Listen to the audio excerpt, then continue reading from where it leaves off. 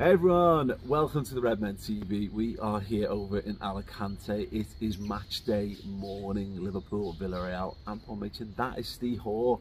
How are you feeling?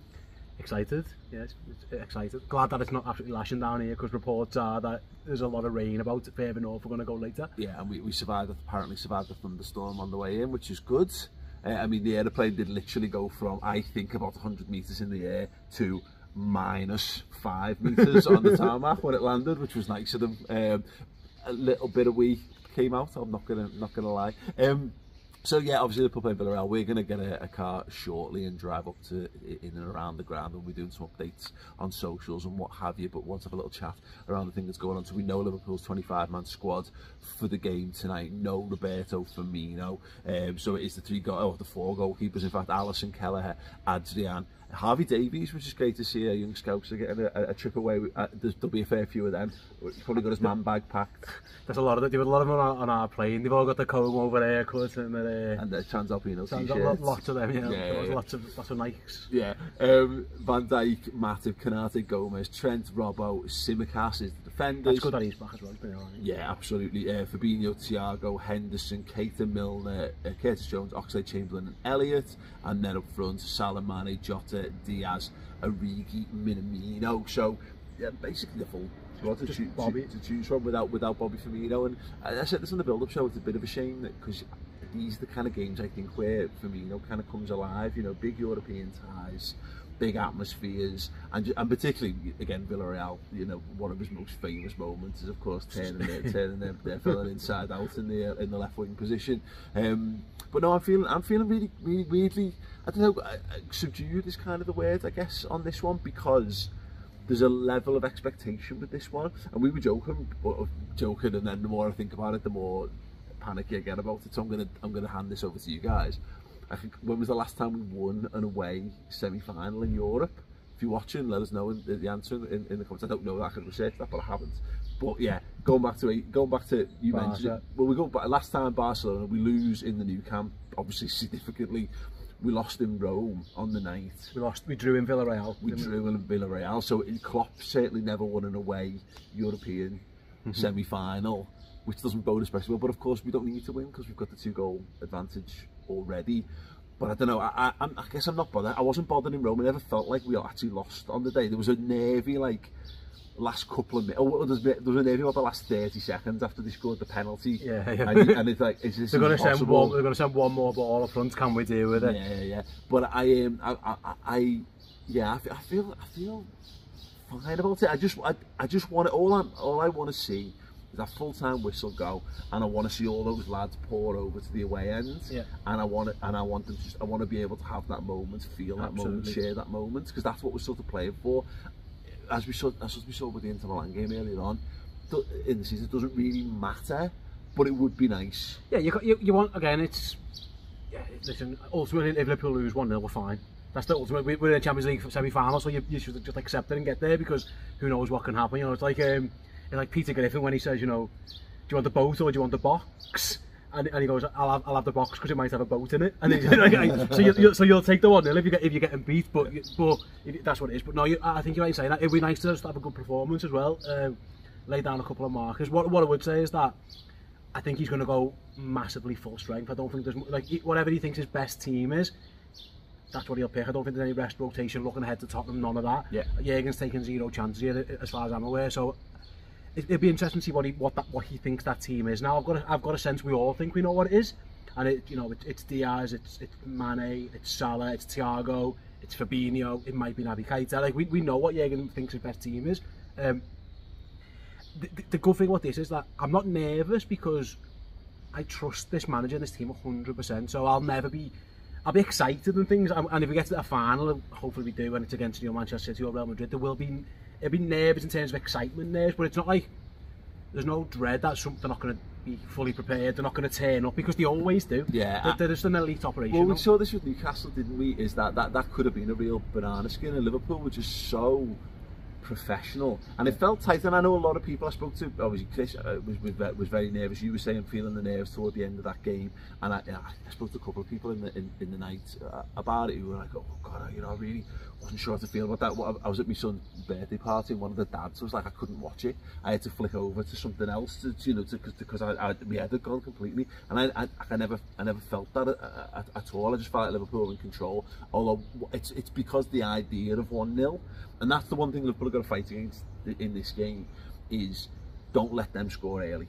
Well, don't let them get that early goal, because if they do, you're fighting against the crowd and the nerves and all that kind of stuff, where there's actually, the longer you can go, you don't need to win the game, you don't need to go flat out, you don't need to throw the kitchen sink at this one. And we can if we have to. I mean, Divock Origi's there. If we need to throw the kitchen sink at it, Div's going to be on the bench for that moment. But what you want to do is take the sting out of the game. I think if you can score by all means, but don't leave the door open, don't give them a hit. And the longer that goes, the more they'll still be up for it, but they'll start to think, oh, we've given our all here, and this is. And at some point they'll have to gamble, and then hopefully you can count them. I think I said before, we drew it. I think we lost here actually 1-0 last time. Funny enough, it was I think they scored the injury time. Thinking back to it, it was we could beat them 3-0 at Anfield. But yeah, same thing like applies, is that if you can keep that back door closed. Listen, I bet you, if you said to Unai Emery, this tie is going to be 0-0, this game's going to be 0-0, 75 minutes, you bite your hand off. Because then you can let the dogs out for 15 minutes and then just go for it. Because they're going to be equally as afraid of us. They know a goal for us pretty much ends it. You know, they need 3 just to get extra time at that point, because obviously there's no away goals now. So I've got a feeling they're not going to be, I saw people going, oh, they're going to come out and they're going to play. I don't think they're going to be expansive or that open. Well, to your point, there's no. I think they'll come at us. They'll blitz. They'll come at an early flood and then just settle in. And if they get the goal, great, because that settles everything what they're doing, and then you go about the hard yards of getting the game back on, into your terms over the full 90 minutes or whatever. But I agree, the problem they're balancing is, if they do come at us and we just land that sort of point, then it's game over. If 3-0, you'd like to say certainly that was done. So you're right. I think they'll, out of pure enthusiasm, the roar of the crowd and stuff, they'll come flying out the blocks at us.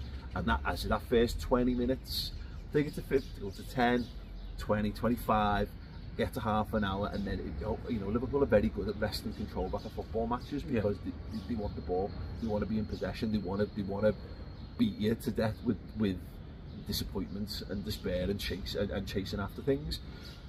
I am fascinated to see how we do handle it. I've got really no sort of expectations about what it's going to be like there. I keep hearing like there's going to be loads of Liverpool fans in the home, and I hope that doesn't mean there's loads of aggro as a result. But if the fact that they can't, it's been quite straightforward for Liverpool fans to get tickets. Makes me think that I don't quite know what the atmosphere is going to be like. It should be big and it should be good. It's going to be strange, because like I say, you referenced last time, you referenced Barca, you referenced Rome, the Olympico, and they're like massive stadiums. But like, this is going to be completely different. It's a small village. The ground's bigger than the village, or the population of the village. We know this. It's in the middle of the sticks. We're going to have to travel there now. When you can't get to it, there was people flying obviously to Barca and down, Valencia and up. We've come to Alicante. It's the only flight we could get to go up. So it feels like we're doing like a bit of a journey here. And given how many people I've seen at airports and pictures and stuff, there's going to be a lot of people in and around Villarreal. I'm looking forward to getting there. But you're right, is that even if it's hostile, it could be hostile, but it'll be hostile in a small environment. There's not going to be 70, 80,000 Romans trying to kick your heads in, or the new camp going absolutely mental, which it did like a few years ago. It's going to be akin to like a lower level Premier League ground, like a 30,000 seater stadium, and there'll be a lot of noise, and that can be noisy. But I trust Liverpool to be able to deal with that, because they're experienced. I don't, to be honest, I used to think early in Jurgen Klopp's reigns, like, big atmospheres would rattle us sometimes. There was a reason we'd go to Old Trafford and never win. Well, it's got to be a thing, because we use it. Yeah. So we can't be like, well, we use it to rattle the teams, and then be like, oh, that's mad that we get rattled, because that's the point of fans and all that kind of stuff. But that's the this team. I think this team are almost that good now. With that, I don't think to an extent. I don't think they'd be nervous going into it. I think they would relish in the prospect. We've gone to big grounds. We've gone to Porto a couple of times now. And that's. They're a bigger team. Benfica was loud the other day, but we've gone there and silenced, big crowds and actually smaller, more hostile, enclosed sort of things as well. Like, so, no, it's a big test, but again, my overall feel on this is, it just needs to be business like Liverpool. This isn't like we're not chasing a result here, and that might come with its own perils to some extent, because it's a different mentality you've got to approach this one with. But it feels like, and it was on the Totally Football podcast, and they were talking about this, about how City and Liverpool are just getting on with it. It doesn't feel like we're running on empty at the moment. It feels like there's gears still to go to. There's business to be done, and they're taking care of it. The aim is to get, if you can get out of this, get out of here with a place in the final without getting out of third gear, then you've got Tottenham at the weekend, and that becomes the big game, and so on and so forth. So no, exciting stuff. I just think we're going to score, and I think we'll score in the first half. That's my general sense. I hope I'm right. Listen, if it doesn't work out that way, it doesn't work out that way. We're capable of, if it is backs to the wall, I still think we're capable. We've got the best defender in the world, the best goalie in the world, so you'd back us in any situation, whatever Villarreal throw at us. I just think we'll score. Whether it's on the counter, a set play. We saw in the Anfield leg, they were quite defensive, they were solid, they were resolute, and it's a bit of luck and a bit of class, and one or the other. And when you're as good as us, you tend to get one or the other. Like, people always say, oh, Man City, another deflected goal. There's a reason they get them, because they build the pressure. Yeah, exactly. So so I think we've always got it in our locker if we need to do it. I've got a feeling that's what's going to happen. I think it might be a cagey first 20-30, and I think we'll score, and then we'll see what they do. Yeah. Because if we do score, then they might as well just come and fucking throw the kitchen sink at us. Absolutely. Yeah, I'm looking forward to it. It should be good. Let us know your thoughts. How are you feeling on this match day morning and afternoon? We're going to be driving up, as I say, all the way to Villarreal this afternoon. If you want to join us, we're going to try and do an AMA over on our Discord for the Club Legend subscribers. So if you head over to redmenplus.com, sign up. Not only will you get all the build-up and all the post-match stuff, as well as all the documentaries, features, interviews. If you're a Club Legend, you get into our Discord group, and that's an extra special perk for those guys. So yeah, we'll be doing.